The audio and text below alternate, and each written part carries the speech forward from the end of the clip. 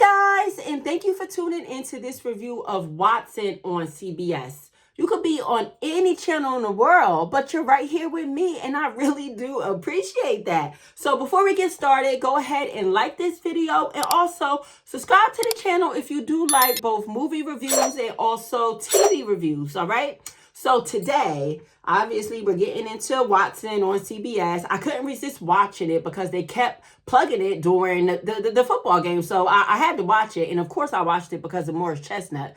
But anyway, in addition to talking about that, we're also going to talk about some other network TV shows like that I've been really into. I've been really coming back to network TV a little bit, but comment down below. Let me know, do you think network TV is making a comeback? Like, are we getting back to those days of how it was when How to Get Away with Murder was popping and when Scandal was lit? Let me know down below what you think and what are your network show suggestions as well. But nonetheless, let's start off with just a brief description of Watson. And bear with me, y'all. I'm just recovering from the flu. Some nasty bugs going around, so my throat was a little hoarse still, so bear with me here. Watson takes place 6 months after Sherlock Holmes' death at the hands of Moriarty. Morris Chestnut stars as Dr. John Watson, who's back to practicing medicine and running a clinic for rare disorders. But Watson's past isn't done with him yet. He and Moriarty are about to dive into the next chapter of the story that's fascinated fans for over a century. All right, guys. Again, this is a new show. Just watched season 1, episode 1. It comes out weekly, I believe, on CBS. Nonetheless, first episode, I had to give it a rating of I hate to say this, but maybe a 3/5. But that's just because it's episode 1. A lot of times, if you notice on network TV, season 1, episode 1 always starts off a little bit slow. It really doesn't kick in until usually the 3rd, 4th episode doesn't start getting popping. And also, if you notice in that description, you see it's about to pop off. When they said he and Moriarty, I don't really know how to pronounce that name, are about to dive into the next chapter of the story that's fascinated fans for over a century. So you know it's about to pop off, and it's about to be a lot more action, some drama, even some killings, all right? So let's talk about episode 1. So in episode 1, we meet the characters. We meet Dr. John Watson, who is played by the legendary Morris Chestnut. And guys, I'm not going to sit here and talk about how fine he is. We all know, and I'm tired of talking about how fine Morris Chestnut is, guys. He's not even fine as my husband. You know what I'm saying? Shout out to my husband. But nonetheless, Morris Chestnut is in there. Love him. Love this role for him. We have Rochelle Ayetis in this as well. She plays his estranged wife. I think they're actually going through a divorce, or they got recently divorced, and her name is Mary, and she's actually a medical doctor at the facility. So it'll be interesting to see their chemistry and how their relationship plays out in front of the camera since they still work together. And under Morris Chestnut, we have 4 young doctors. They're his proteges. We have Dr. Ingrid, who is played by Eve Harlow. And she seems like she's probably going to be the most interesting protege, in my opinion. She just seems very mysterious, very elusive, and she just seems like she has a ton of secrets to keep. In fact, she lied about one of her qualifications something on her background that was something not significant. She has the medical qualifications, but she lied about something insignificant.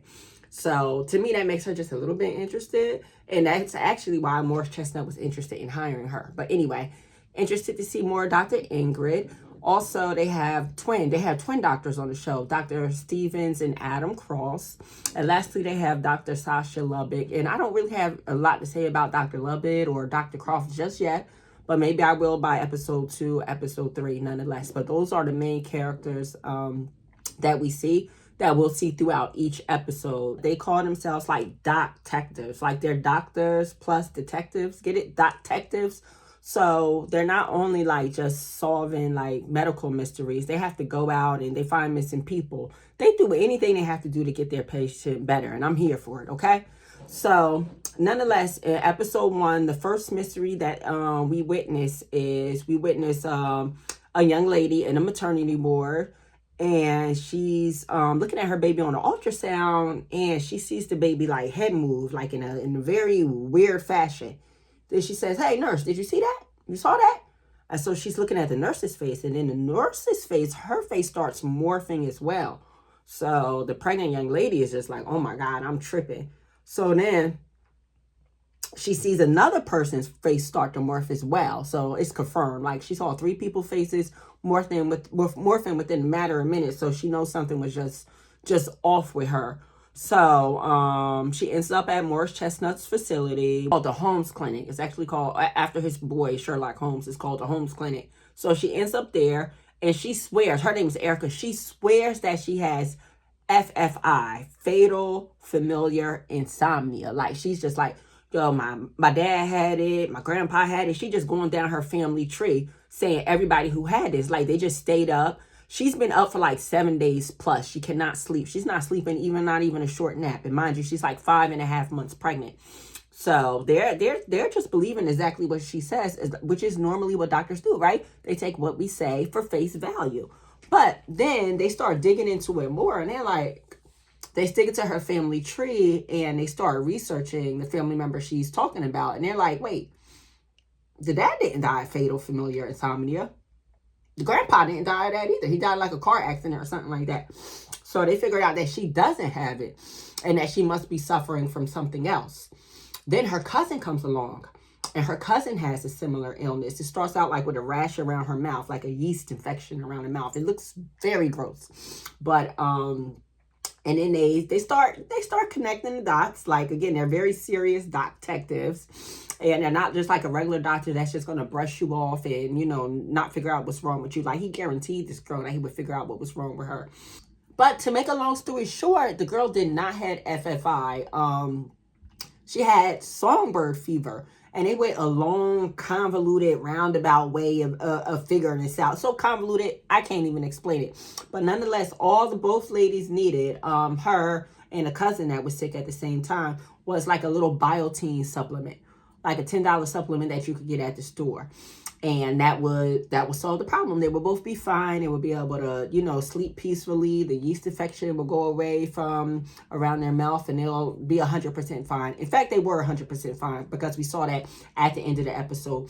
And we also saw like a little cliffhanger that Moriarty is coming back into play, which is what I want to see, because I want to see a stronger subplot. I want to see them deal with a mystery illness on a character, because I do like that element of the show. Like, duh. But I do want to see some action, a little bit of action, a little bit more drama. So I'll be interested to see the op come into play, and to see how Morris Chestnut has to face him as well. But nonetheless, the other network shows that I'm really enjoying right now, Accused on Fox. I was so late to the game finding Accused on Fox, and I'm very surprised there wasn't more buzz around this show. Now, Accused on Fox is an anthology series, meaning each episode is its own, separate and aside from the next episode, right? And they have different characters that you're very familiar with. But again, every episode has different characters. Like, for one show you see Nick Cannon, another one you see Malcolm Jamal Warner, another one you see the girl from Blacklist. So each one has like at least 1 or 2 heavy hitters in it. And oh my God, this show is really, really good. Let me give you the quick description. Accused on Fox is a crime anthology series where viewers are taking on the journey of the defendant. Each episode opens in a courtroom on the accused person, with viewers knowing nothing about their crime or how they ended up on trial. It's told from the defendant's point of view through flashbacks. Accused holds a mirror up to the current times with emotional stories. Viewers discover how an ordinary person gets caught up in an extraordinary situation, ultimately revealing how one wrong turn leads to another until it's too late to turn back. I really love this show because it's actually very realistic. Again, just very ordinary people in just crazy situations that some of them got themselves in, and sometimes the situations are situations that nobody deserves to be in, and it's just kind of like a what would you do if you were in that person's shoe type of show. I really love that show. Again, it's an anthology series. I was able to binge watch all of the episodes, but I would rate that show really a 9 over 10. I can't wait till it comes back. Hopefully it gets picked up for season 3.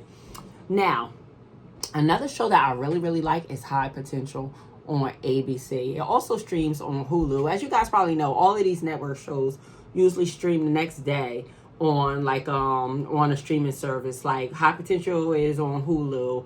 Also, Watson, after it premieres on CBS, it's on Paramount Plus, but you probably know that. But anyway, High Potential on ABC. Let me tell you about that. Morgan, a single mom with 3 kids and an exceptional mind, helps solve an unsolvable crime when she rearranges some evidence during her shift as a cleaner for the police department. When they discover she has a knack for putting things in order because of her high intellectual potential, she is brought on as a consultant to work with the by-the-book seasoned detective. Together, they form an unusual and unstoppable team. High Potential on ABC. I rate this one. I give it a 9 over 10. Super good. This woman is super smart. I even wonder if down the line, and I haven't even finished out this series yet. I wonder if down the line, if it's going to come out that she's autistic or if she's gifted some way, because she's just so smart, so clever. She sees things that normal people just won't pick up on. She doesn't think normal. So I just think she's neurodivergent somehow. But the third show that I really, really like on network TV is Found. Found stars Shanola Hampton, and it's on NBC. Oh my God, when I found this show, I was floored. Shanola Hampton is like, whoa. First of all, she's so beautiful. They dress her up so nice on this show. And she's a specialist, like she's like a missing person specialist. But not only is she just a missing person specialist, like she looks for people that the cops don't want to look for. You know, minorities, women, people that just nobody loves. She's going to go after them. But let me go ahead and read you that description as well. Recovery specialist Gabby Mosley and her team are dedicated to finding America's missing people forgotten by the media, law enforcement, and the public. They'll stop at nothing to solve these cases because for them, it's personal. Every member of the team has firsthand experience with a mysterious disappearance, whether it was them or someone they love. But Gabby's willingness to cross the line could be the very thing that brings her down, because she's enlisted her own childhood kidnapper to help while keeping him locked in her basement. Yes, y'all, she got her childhood kidnapper locked in her basement. This show is crazy. It's a wild ride. I rate this one a 10 over 10. All right, guys, so those are the 3 network shows I wanted to tell you about, in addition to that review of Watson. Really, I hope you enjoyed this video. If you made it this far in the video, please subscribe to the channel. This is only like my 3rd video on this channel, guys. Wish me luck. Tell me what other movies and TV shows you would like to see me review, guys. Also, comment down below. Get well soon if you made it this far in the video. Nonetheless, have fun doing this one. See you next time. Peace.